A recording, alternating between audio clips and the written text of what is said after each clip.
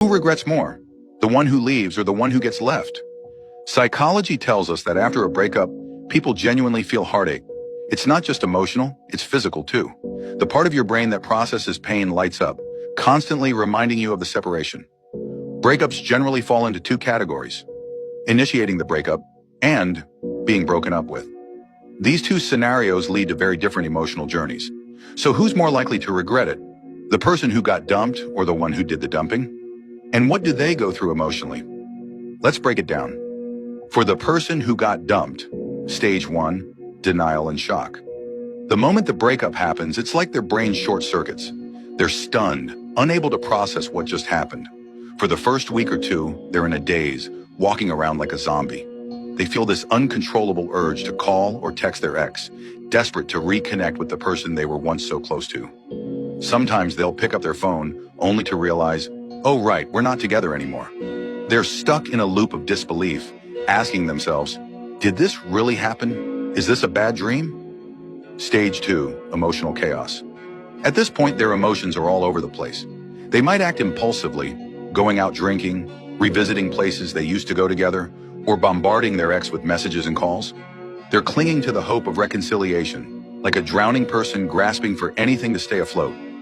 They'll do anything to hold on to the relationship, even if it's already over. Stage 3, acceptance and calm. It usually takes at least a month to fully accept the breakup, and about 3 months to emotionally stabilize. By this stage, they're starting to move on. They're no longer obsessing or lashing out. Instead, they're learning to hide their feelings, and their love for their ex slowly turns into indifference, or even resentment. For the person who initiated the breakup, stage 1, freedom and relief. People who initiate breakups usually do so for a few reasons. They've fallen out of love, they're bored, they've found someone new, or they just can't see a future with their partner. In the first stage after the breakup, they feel a sense of freedom. It's like a bird finally escaping its cage. They're excited to embrace their new single life, full of possibilities. It's like graduating from school. There's a mix of joy, excitement, and a little nervousness about what's next. Stage 2, reflection. After the initial high wears off, they start to reflect. They might wonder if they made the right decision. Thoughts like, are they mad at me? Might cross their mind, but they quickly brush them off, thinking, we weren't right for each other anyway. It was bound to happen. Stage 3, regret. Here's the irony. As time goes on, the person who initiated the breakup starts to miss their ex more and more. If they've jumped into a new relationship, they might realize that their ex was the one who truly loved them. They start to regret their decision, feeling a deep sense of loss. They're torn between wanting to reach out and fix things and fearing rejection or embarrassment. Thoughts like, what if they hate me now? Keep them stuck in a cycle of regret. The psychology behind it. There's a concept in psychology called the sunk cost fallacy. The more you invest in something, like a relationship, the harder it is to let go.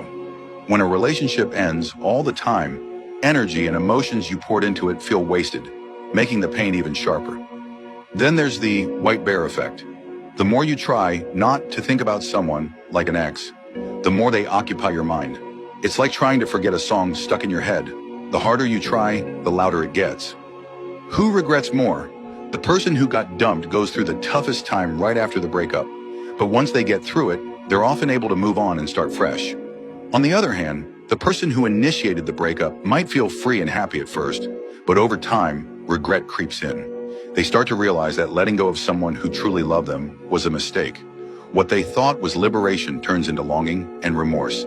They're left questioning their decision, wondering, why did I do that?